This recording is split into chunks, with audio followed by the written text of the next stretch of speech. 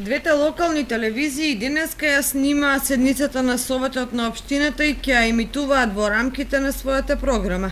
Советниците кој помалку, кој повеќе дебатираа, одбројувајќи ги последните часови или минути во советничките столчиња, некој со надеж дека повторно ќе се најдат на листите на своите партии за уште еден мандат, бидејќи активно, неактивно советничкиот мандат носи чист приход од над 12.000 евра за 4 години.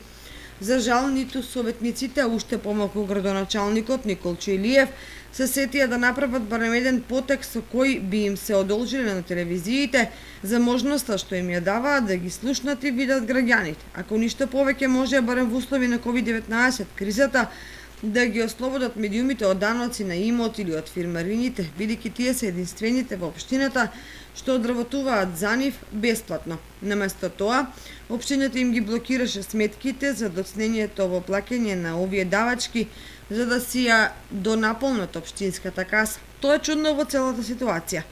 Телевизија Кочани ги снима и емитува седниците затоа што тоа го прави другата телевизија. А таа другата снима и емитува затоа што сопственикот е семејно поврзан со одговорната за односи со јавноста, плюс вистинскиот сопственик е советник и заменик градоначалник.